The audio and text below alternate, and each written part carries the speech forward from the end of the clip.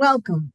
I'm Celia Wexler, President of the Society of Professional Journalists, Washington, D.C. chapter. Forman and Jaisal Noor are journalists on a mission. As organizers with U.S. Democracy Day, they're helping reporters and editors across the country cover the upcoming election in a way that increases audience engagement and better informs citizens about the impact of their votes on local, state, and national contests, rather than merely treating elections as horse races. Some instructions before we go ahead. If you have a question, please use the Q&A box at the bottom of your screen, not the chat box. And just so we'll be able to see and respond to them.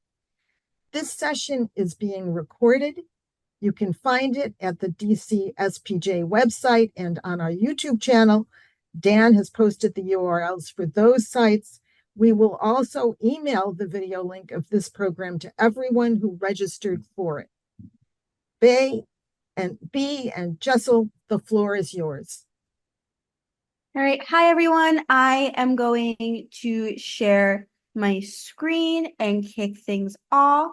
So my name is Beatrice Forman, and I am the project coordinator for U.S. Democracy Day. I am also a breaking news reporter in Philadelphia, a major battleground state that just keeps being, the center of the universe. So I truly understand your struggle when it comes to balancing what is the quote unquote better thing to do when it comes to covering politics and elections and the reality of being in a quick churn news environment. So this presentation is all about how to turn your election coverage from horse race to pro-democracy without breaking your back, without feeling stressed, without feeling like you have to rapidly change everything you're doing when it's already September and we have a general election, 71 days away. So I'm going to kick it over to my colleague, Jaisal, to introduce himself, and then we're going to go through our agenda and get it going from there. Hi, everyone. My name is Jaisal Noor. I'm the Democracy Cohort Manager at Solutions Journalism Network. I've also been a journalist for the last 15 years and have covered every presidential campaign during that, presidential election during that time. And so I also understand the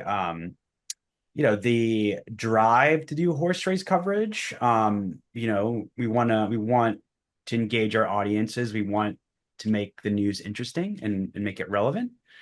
So this training offers some tips on how to do that without solely relying on the horse race, because of some of the problems that that exclusively focusing on the horse race, centering your entire all your coverage in the horse race has shown to cause. And so it's an honor to be here with everyone today, and we want to make this interactive.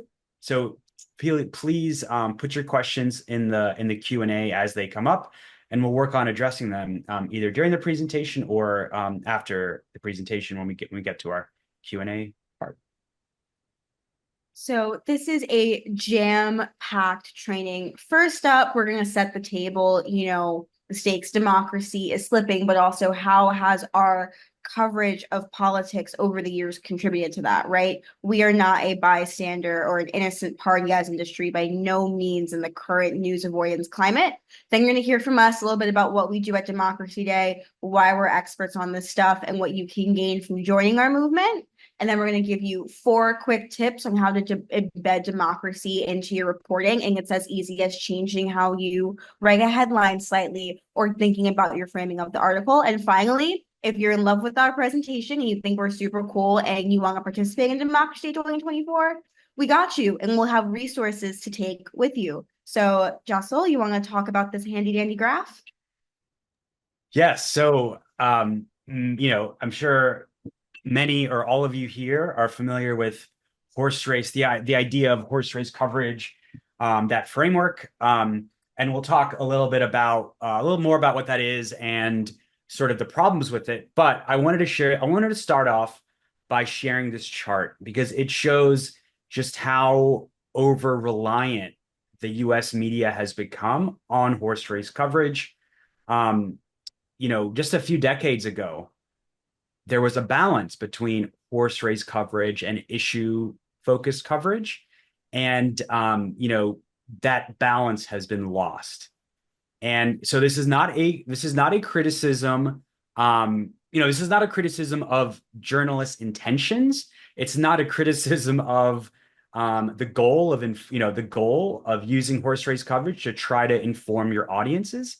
But what we're trying to do is show what the impacts have been and how unmoored this focus of horse race coverage has become from actually informing the public about what the issues are.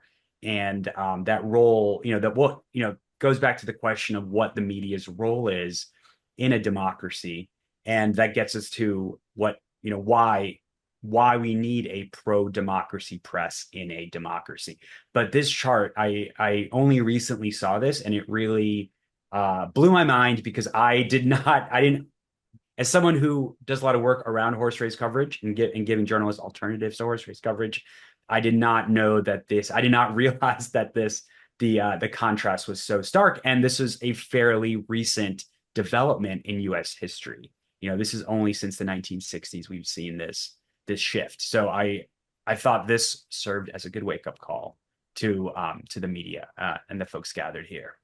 Yeah, so what this chart points out is basically an immense gulf in like what we perceive as important as members of the media versus what is actually substantive to audiences, right? Put yourself in the shoes of like the average news consumer, not a policy wonk like us. It is very hard to be able to constantly pull out the most salient points about a candidate's policy or hold them accountable when you're constantly navigating this deluge of reporting focused on spectacle or infighting or all of that stuff. And what that leads to is kind of just like this just feeling of overwhelm. Like if you can't make sense of it, why are you going to participate, right? Especially when you have other things to take care of, like your job, like your family, like rest and your mental health. So the point of pro-democracy coverage is to be honest about the stakes of life in the year of our Lord 2024, which is pretty hectic, but also make people feel good about the news they're consuming in the sense that it's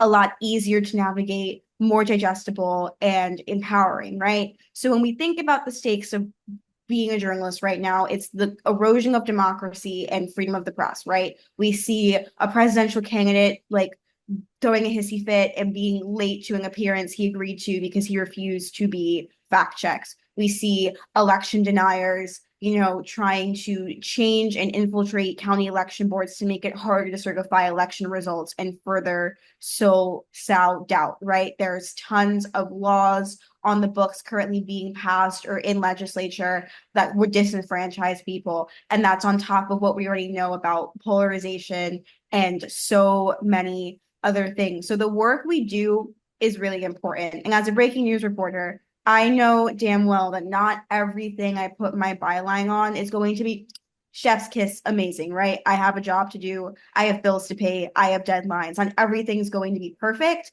but it's about when we can doing the best we can with our coverage. If you're an editor, I would encourage you to really think about how you can move away from horse race coverage systemically. But as a reporter who has a bit less say in what you may cover on the day-to-day or your company's politics coverage mission, I encourage you to really take stock of the tips we'll give later in this presentation and how you can incorporate them in your own writing and reporting.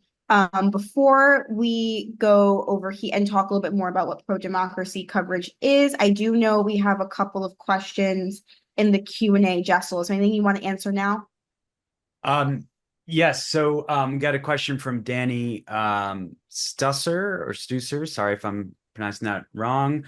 And so the question is about whether this will be helpful for journalists that are not covering horse race, that are not using the horse race frame. And I think so, regardless if you're covering local races or larger market races. We're going to talk about how to center your audience and your community and really, use them to set what Jay Rosen calls a citizen's agenda, and hold the candidates accountable to the needs of the community you're serving. So if that's something you're interested in, we're going to talk about that. Yes. All right. Now, Jaisal, you want to keep it going and talk about what pro-democracy reporting is not? Yes. So the journalist resource, which is a great a great a great newsletter from Harvard University, has done a great job of gathering research that shows that horse race reporting and this, as we saw, this over reliance, this unbalancing by doing 80% of coverage on the horse race has had impacts. And so studies have shown that it increased, that it's associated with things like distrust in politicians and news outlets, something that's affecting the media, writ large, an uninformed electorate. If all you hear about are what the candidates are saying, you know far less about what the issues are and what the stakes are. And you shortchange candidates, like female candidates that focus more on policies, or third party candidates, and the ideas they're bringing to the table, because they may not have a significant impact on the polls, but that doesn't mean their ideas necessarily don't deserve to be discussed in the discourse. And so why should you care about this? And a simple answer to that is because, studies have shown horse race coverage is associated with news avoidance. I'm sure all of you have heard of that term by now, and it's a phenomena that's increasing. 43% of people in the US say they avoid the news. That's up 4% from last year. And this is according to the Reuters Institute, their new report that came out a few weeks ago. And this, transcends age, it transcends gender. This is a problem across the board. And and going beyond simple horse race reporting is a way to counter that and to counter this impact of news avoidance. And why do I think that's true? Why do I make this argument? We can go to the next slide. It's because we also know that we also know what people actually want. And for example, people want solutions journalism, which means you're not focusing on the horse race. You're not focusing on what the problems are, but you're also reporting on where there's credible evidence that there's progress happening and how that happened, and examining what that evidence is and what the impact is. And so solutions journalism is something that's a growing phenomena in US media and worldwide media. And news consumers, specifically who are news avoiders, want more solutions journalism because of an over-reliance on horse race coverage, and B, an over-reliance on negative problem-focused coverage. So that's also a warning, to people trying to do pro-democracy coverage. You can't just do negative, you can't just talk about what the problems are. We all know there's problems with our democracy. We know there's challenges we're all facing, but news consumers also want to know what they can do about it. And that's what solutions journalism fits in there.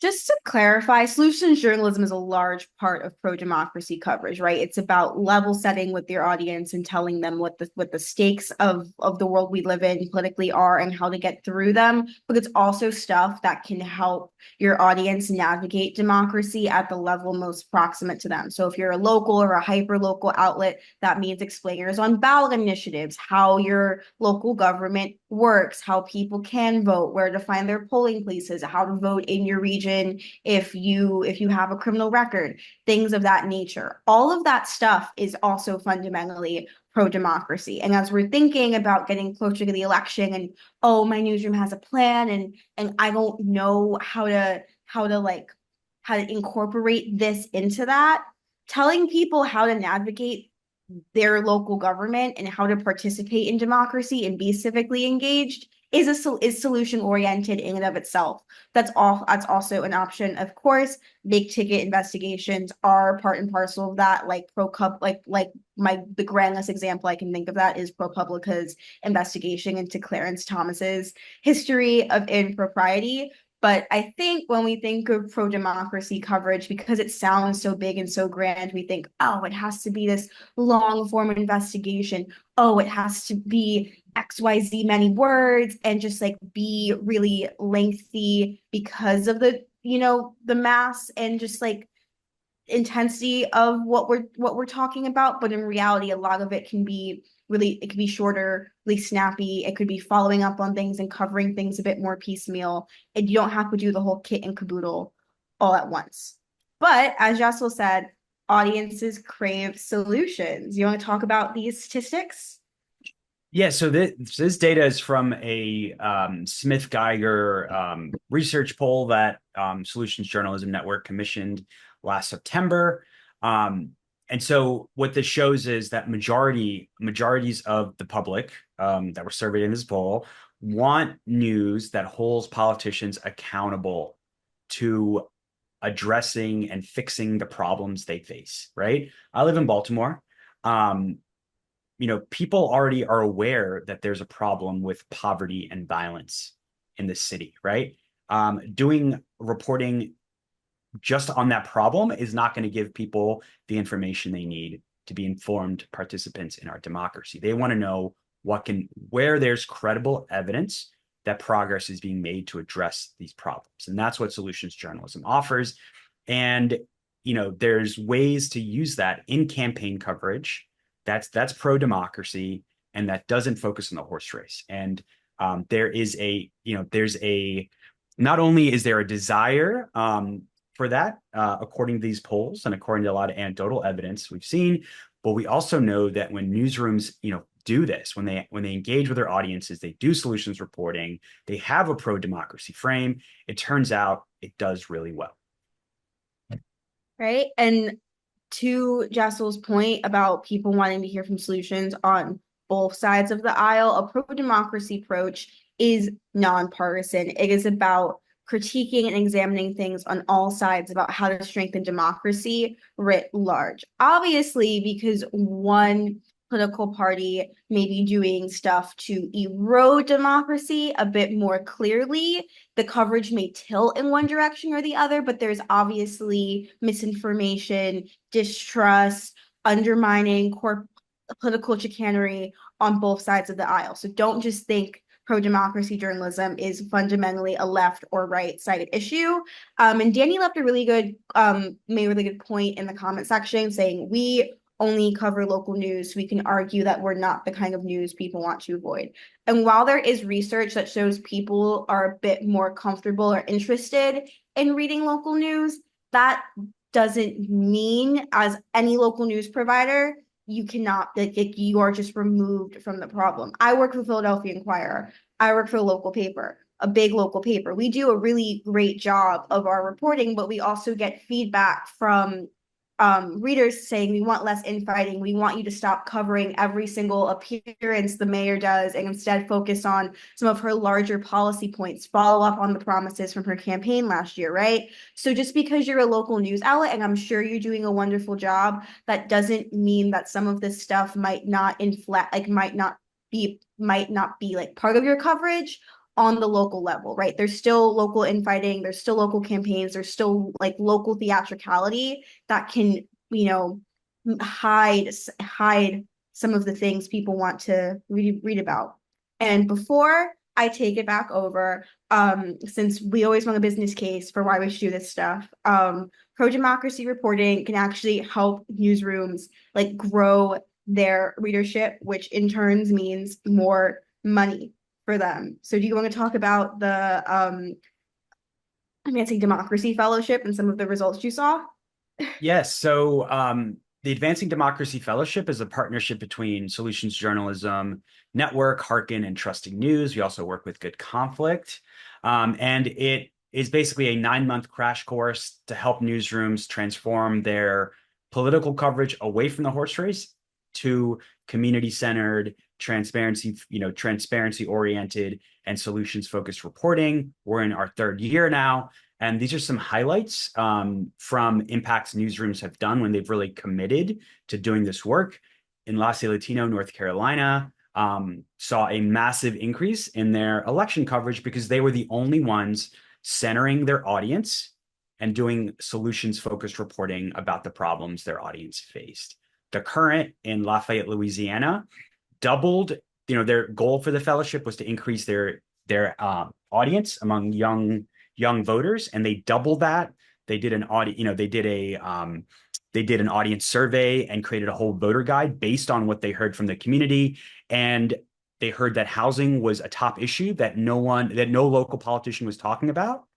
And now, because of their work and the impacts their work has made, housing is a central issue now in local politics and local campaigns. No one was paying attention before, but they are now. The Texas Tribune used a pro-democracy framework for their election guide in the midterm election in 2022, and it outperformed their previous election work, including 2020, which was an election year. So these are just a couple examples of impacts, but what we have learned in the Advancing Democracy Fellowship is that when there's a commitment newsroom wide, you are going to see some really good things.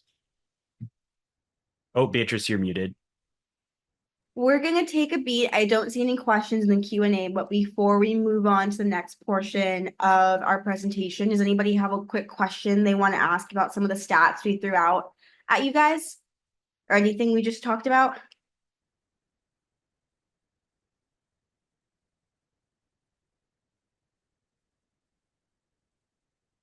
All right, no worries. We're going to keep it pushing. And if you have a question, please drop it in the Q&A and we'll get to it when we have a next natural break in our presentation. So now we're going to talk about U.S. Democracy Day and who we are. So this all started with a Twitter thread at the start of 2022 from Rachel Glickhouse, who now manages partnerships at the environmental journalism publication Grist.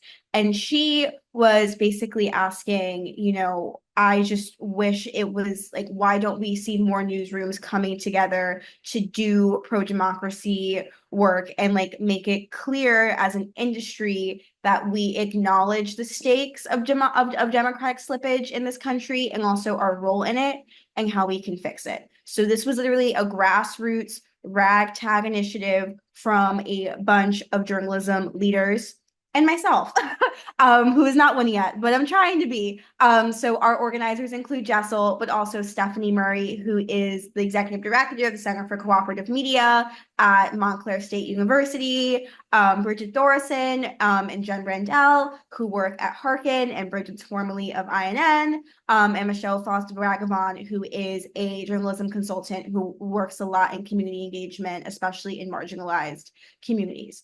So we've been doing this for 3 years. Well, this is our 3rd year. And if it wasn't already clear, what U.S. Democracy Day is every year on September 15th, over 160 newsrooms across the U.S., 43 states to be exact, come together and produce one piece of pro-democracy journalism. The point of this is kind of like, try it, see how you like it approach. And we hope that people will realize that this work is not only meaningful and impactful to produce, but also not as challenging as it may seem, so they get that taste and then they keep doing it year round. So to brag about what we did in 2023, 163 newsrooms in 43 states participated in Democracy Day, and together they collaborated on some pieces and published individually 139 pieces of content about democratic processes, threats, challenges, and how to fight them. Some hired democracy correspondents, so people whose job it is to cover democracy systemically for their publications at any level. Others took documentary chapters, which train regular everyday citizens to attend public meetings and be journalists in their own right and take notes. Others collaborated with local libraries and civic groups on candidate forums and things to democratize information about how local government works. All of these people did awesome work, right? And some of it, obviously, I mentioned were programmatic.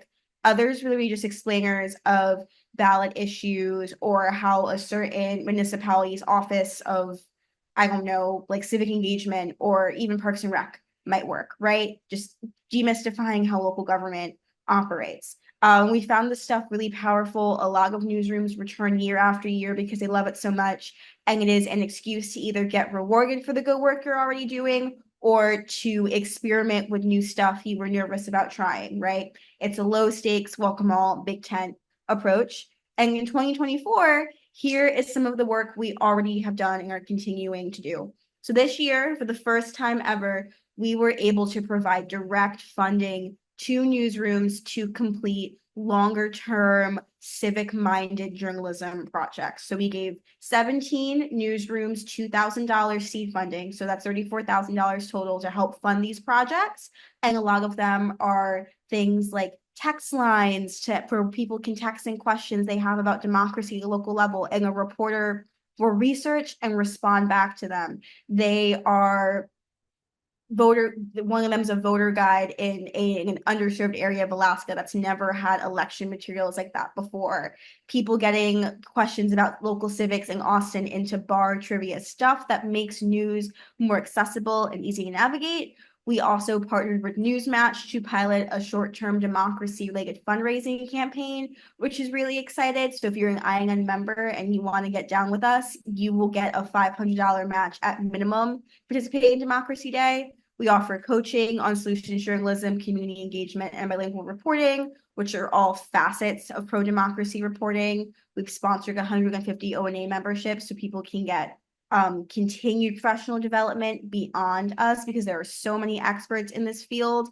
And we host monthly trainings on how to do different facets of pro-democracy reporting. We just hosted one about how to cover political extremism on both sides of the aisle at the local and hyper-local level, which is like what to do when a Moms for Liberty chapter crops up in your town when you have to cover them, right? Like that's a experience so many local reporters are having, and it's a pretty strange, used to be a pretty strange one. So it's giving people the tools to think about that. We've had other trainings about how to cover youth politics and youth organizers, so those people get fairer coverage.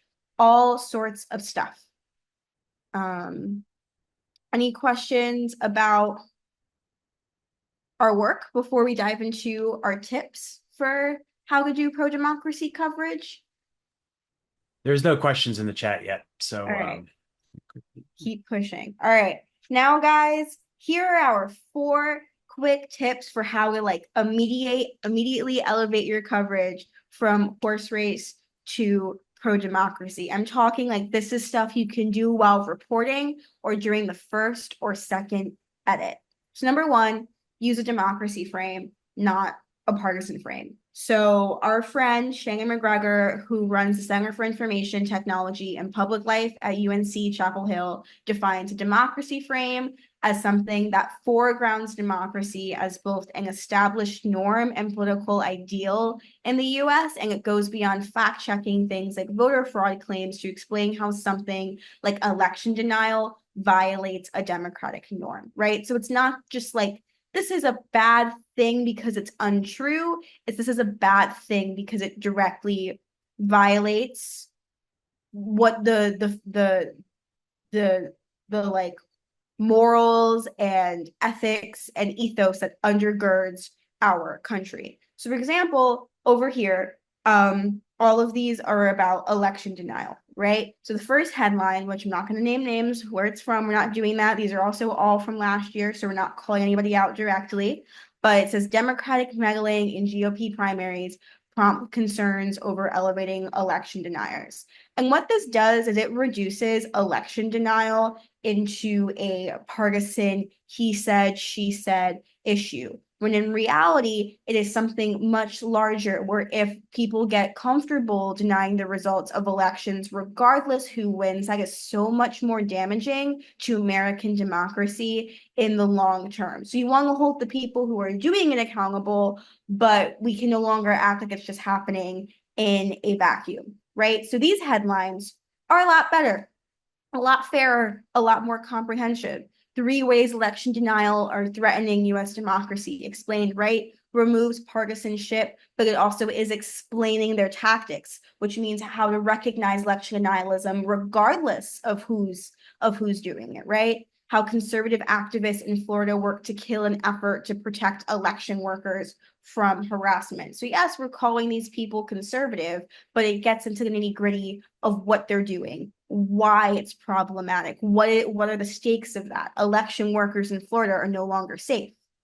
Other one, this is the ProPublica font. Some election officials refuse to certify results few were held accountable, right? Again, it's the cause and effect, and the reader can read it and make that connection between why it might be bad that somebody is not being held accountable for doing their job of certifying election results, right? So we want to kind of try our best to remove kind of partisan heuristics whenever we're talking about some of these things, because there's a tactic and a playbook to being anti-democratic that can be used by both parties, right? Like the people can shift, but the tactics can stay the same. So it's important to focus in on those and the consequences of this sort of stuff. Next, we want to focus on the stakes, not the odds. So focusing on the odds is lame.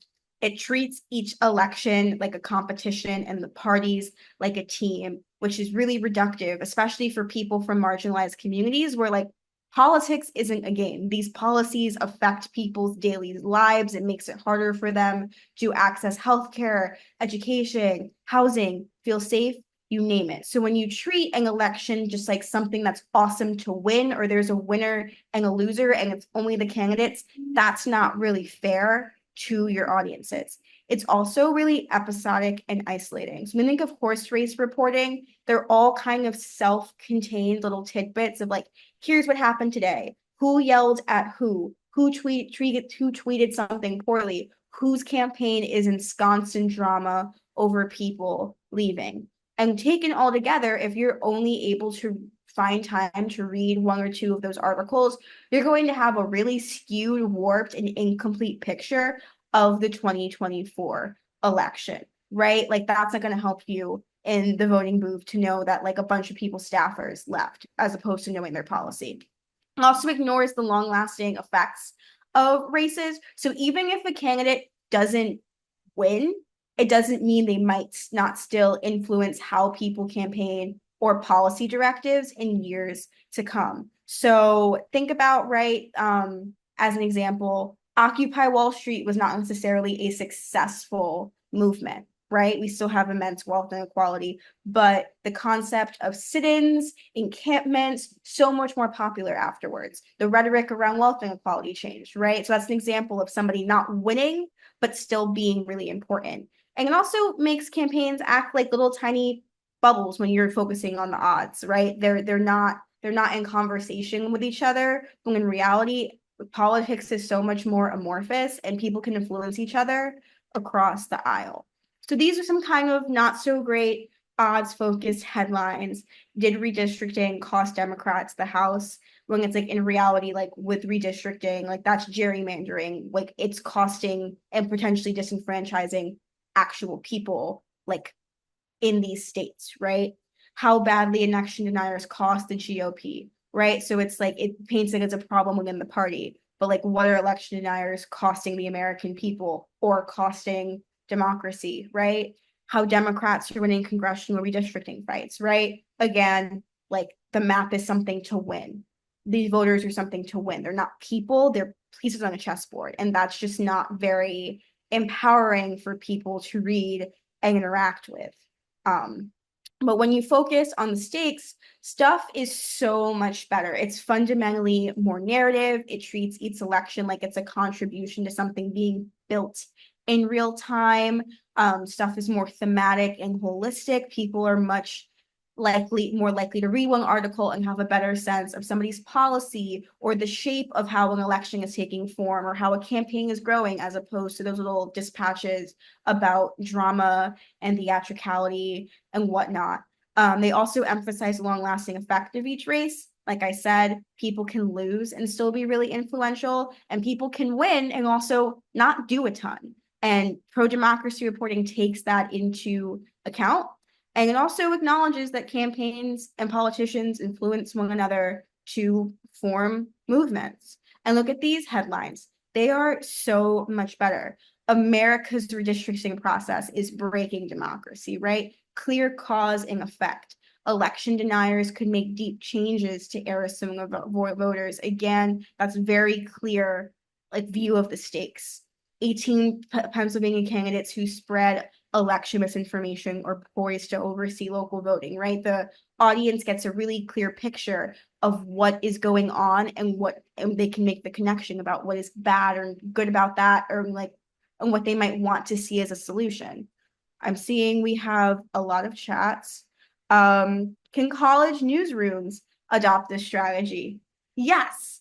I graduated from college in 2022, actually, and was editor-in-chief of my college magazine at the University of Pennsylvania. And we did a lot of work like this. I obviously went to school in a really big city, and Penn Student Newspaper and Magazine Daily Pennsylvanian was the lens through which a lot of students viewed local politics in Philly. They wouldn't maybe read what NBC 10 or the Inquirer or HYY was posting on their website, but they would read us. So we had to have a really good strategy for covering local politics and democracy and election. And because our audience were people who were first-time voters or first-time voters in Pennsylvania, or people who were formerly apolitical but now live in a battleground state and have to care.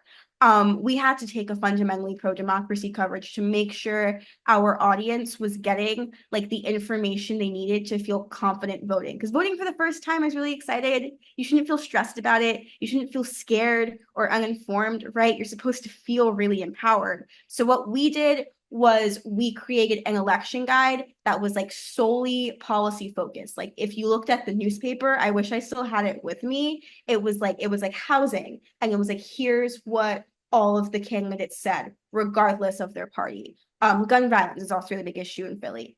Here's what they all said about that. And we also made sure to reach out to community members in Philadelphia and ask them about how certain policy directives, whether or not if they were able to take effect, how they would impact them. That's a really huge part of pro-democracy journalism, is not just speaking to people who work in politics, who are politicians, who are on campaigns, which is so much of what election reporting ends up being, but actually talking to people who will have real lived experience dealing with the impacts of a lot of policy. So that's a big thing I would encourage you. I know, especially in the Beltway in DC, so maybe we're Hill reporters, and that's a lot of what you do, and it's cool and it's awesome. But if you ever have time, just getting one source who has lived experience makes that piece so much richer for people to read.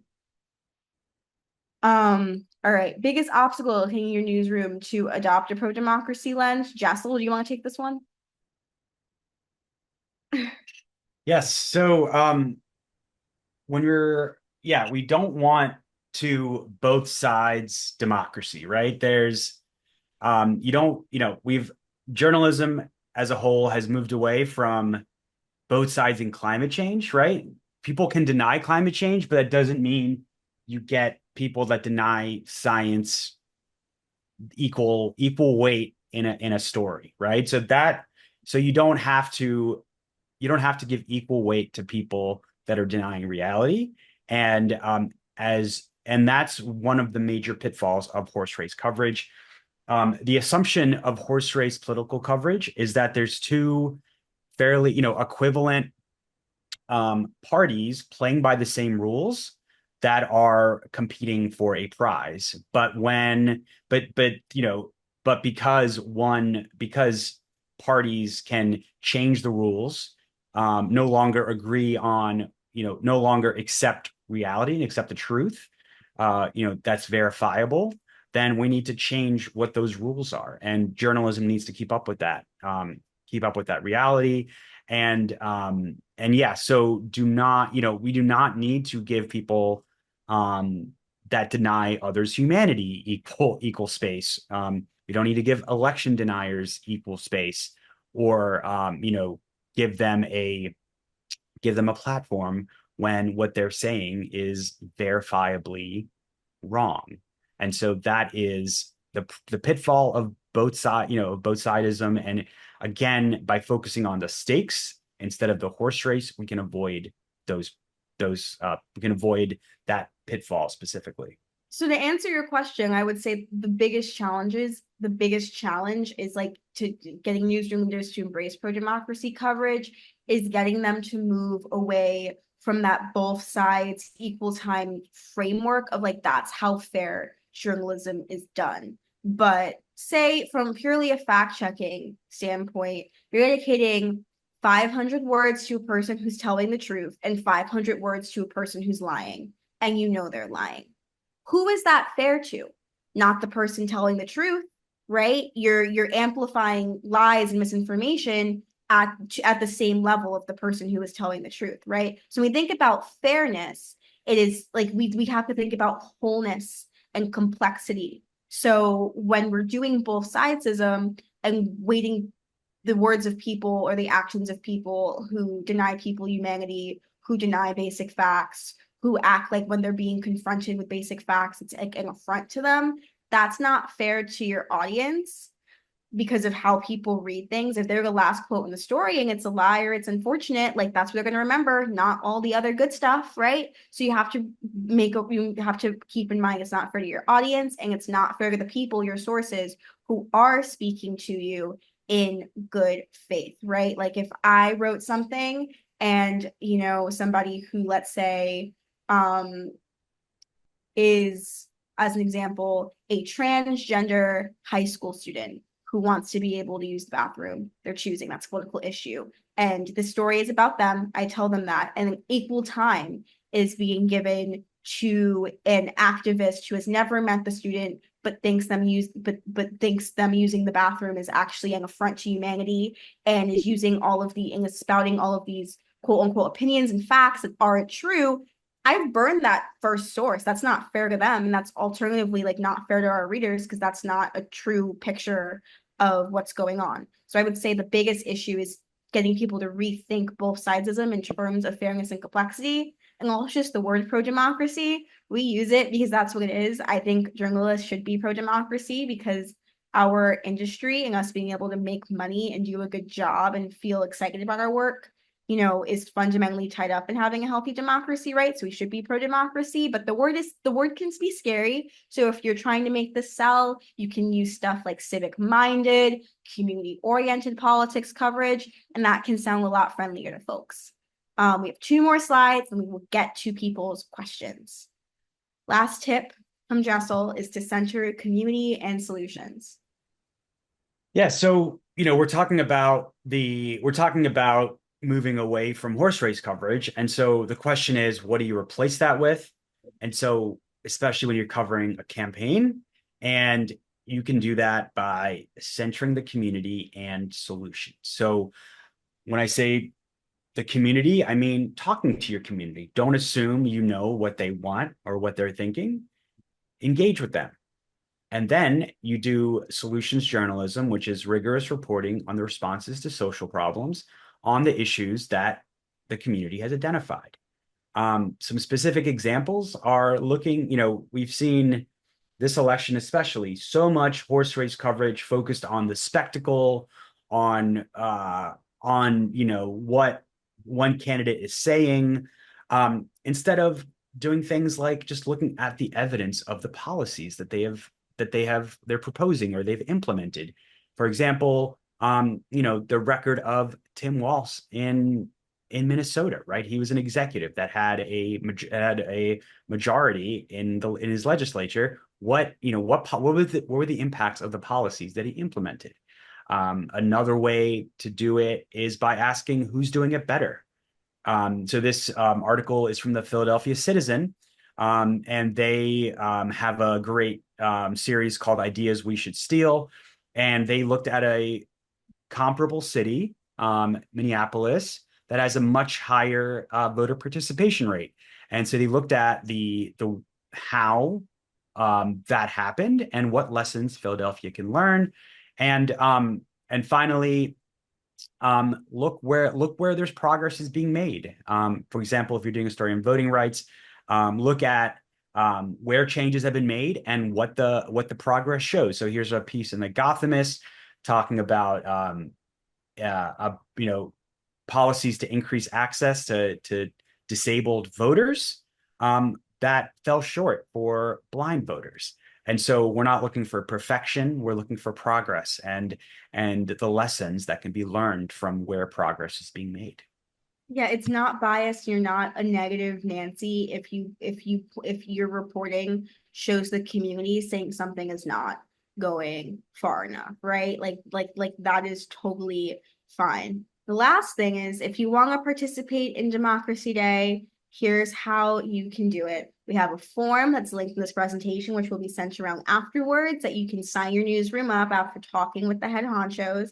And as a reminder, it's a commitment to produce one democracy-related story or set up one piece of democracy-empowering newsroom infrastructure by September 2024. So that could mean publishing an article, promoting a community event related to election and democracy, or like posting a job listing for a democracy reporter or hiring a contract editor to oversee some more systemic democracy-related work. We also have two resources to share with you guys.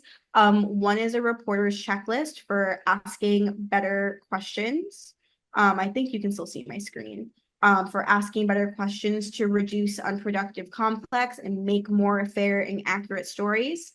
And then we have another one for editors, so stuff to keep in mind while you're editing pieces that have to do with the overall framing and putting yourself in the audience's shoes and thinking about what their takeaways might be. And these are also available on our website if you want to noodle around. That is usdemocracyday.org.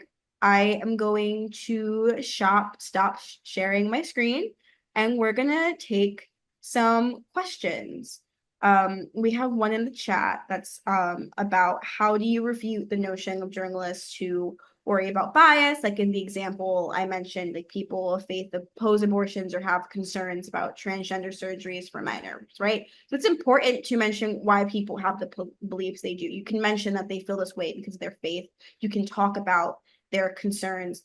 But if in that mention, you're finding a lot of stuff that is just like just more or less untrue, be mindful about the weight you give it, right? We don't want to only be working with certain types of sources and avoiding other part of being a good journalist is like having uncomfortable conversations with people who you or your audience may disagree with because that's part of the job.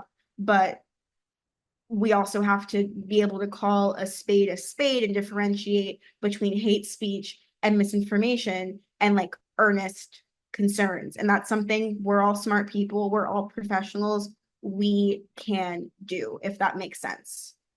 All right, Caroline Barcliff said, Joe Kahn of the New York Times states he is opposed to pro-democracy journalism because it's partisan. How do you address someone in that mindset?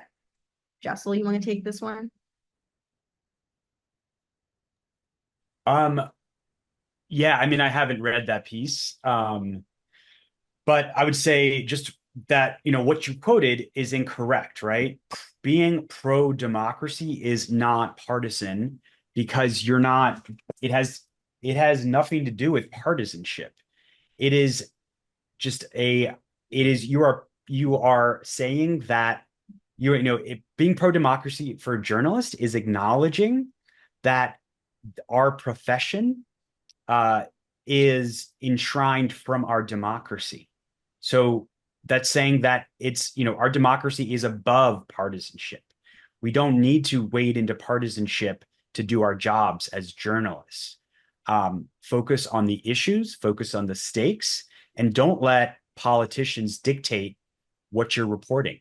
So, as Danny said earlier, that's why they focus on local news, because by focusing on national partisanship and what the most polarizing politicians are saying, you are not listening to your audience. You're letting press releases dictate what you're writing, and you are contributing to news avoidance. You're contributing to the frustration that the public is feeling with the media. So to avoid that, you focus on the community that you're covering, you focus on their needs, and you let them dictate the terms of the conversations you're having and the interviews and the polls you're holding, the surveys, the voter guides. they are focused on what the people actually want and what they want to know and the problems that the community is facing and the solutions and, examining the solutions that candidates are proposing. And also, like, we work in an industry of words. Democracy is a way of governing. It's a type of government. It's not a political party. It's not necessarily a certain belief system. So when we're saying we're pro-democracy, we are saying we are pro making sure our country's government is able to do the best job possible per the Constitution. We are pro having a healthy government that is supportive of its people, and all the people who can participate in it can do so in to the fullest extent, right? That is not a political statement. That is not a partisan statement. So if someone is coming from that mindset and saying that pro-democracy coverage is partisan, they're not thinking about the true definition of the word, and they're letting maybe bad actors or polarization take something that really is a pretty simple sentiment and twist it. And also, not everybody is going to be a mind and a heart. You can win. And part of that is just constantly, maybe if you're in a newsroom that's particularly hostile to this sort of coverage, make sure to like share work you really admire from outlets who are doing it in your Slack channel. And you're constantly elevating that stuff as examples of stuff you want to do. And if you're able to pull these cases studies aside that we mentioned today and say, look, these people did it, and look at how good it was for the business of being a news organization, that might also change their mind. So people may not always be, super amenable to argumentation, but when people can see the actual work in front of them and all the good and impact it's having, that is also so much more worth it. Yeah, and I would just add that the assumption that Khan is making here that you're going to be a propaganda arm for a single candidate because you prefer that candidate's agenda is wrong, because you're not holding candidates. So the idea of pro-democracy reporting is to hold candidates to the same standard. You're treating the candidates by the same standard and evaluating what they're doing by that same standard. So it's actually the opposite of what Khan is suggesting there. Right, we have 8 minutes left, so we have time for a couple of more questions if you want to ask them. Okay, there's another question from Harvest in the chat. Advice on covering when an issue like election denialism moves from the fringe to embraced by one party, like it's believed by the base, or the talking points are embraced by politicians, and readers disagree on the basic set of facts. How do you cover it in a way that isn't just endless fact checking and can also reach people who are on the fence and skeptical? That's so crazy. We just had a webinar about this like 2 weeks ago. Because election denialism can be a form of political extremism, right? What our trainer, Kyle Spencer, who wrote a book on this issue, said was to focus on stories about the process of how these people are getting indoctrinated in those beliefs. So something that covers like how election denialism took hold of this base is really, really important. And while that may not change people in the base's mind, for those who are on the fence or are in a certain demographic who may be susceptible to that sort of messaging, they now know clearly the warning signs of what it looks like to have that viewpoint indoctrinated. Jaisal, anything you want to add? Yeah, I just dropped a link from our partners at Trusting News. Oftentimes how we're reporting on these issues can go a long way. How we're talking about these highly polarized issues can go a long way to making sure that what you're reporting is going to the people that need to hear it. So I dropped that in the chat. Trusting News is a great resource that are partners in our work in advancing democracy, and have a lot of great tips. And so this checklist is a great place to start. And also just go on the record. Your newsroom should go on the record, explain why it's taking a pro-democracy stance in this election and what that means, and also just explain explain how that affects your reporting, explain why you're covering certain issues or why you're not giving as much weight to election deniers. And you can just have, you've already done the reporting, you can link to it and say, look, like, we have looked into these claims, they're false, we're not going to debunk them in every article we do, but we're gonna say that these claims are not true, and they've been, every court has not found evidence. Every court that's seen them has not found evidence. People pushing these claims are facing multiple lawsuits, have been found liable. Fox News settled a $8 billion lawsuit. There's lots of ways to avoid further polarizing. Further polarizing, adding to it, but also giving people the information they need to hear. You don't need to sugarcoat it. You need to give people the facts and explain why it matters to them. All right, we have time for one more question.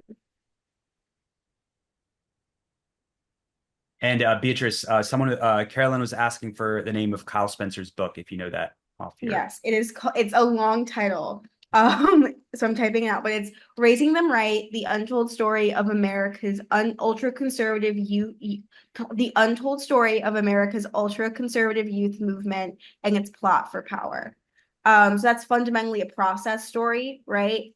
It's really interesting because election nihilism and all of these beliefs that might be part of that come to play. It's a very lovely book. And one more last minute question, and then we will give you back your time.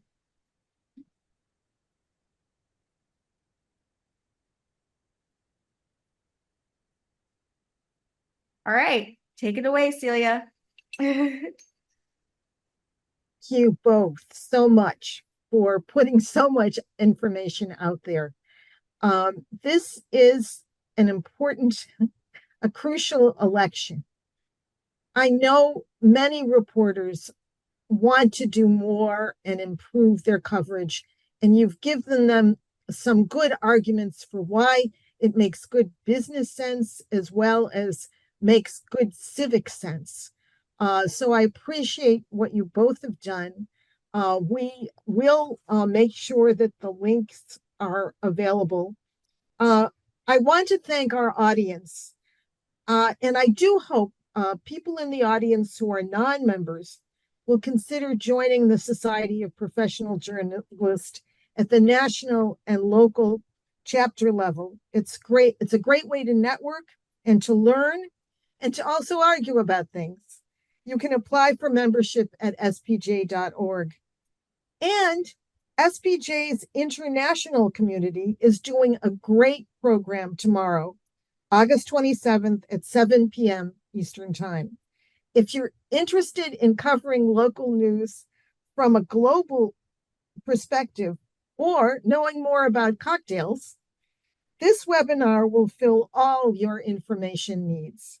Dan has posted that URL too. Thank you all for your attention and interest, and thank you both, Jaisal and Beatrice, for being here today. Thank you. It was so lovely chatting with you all.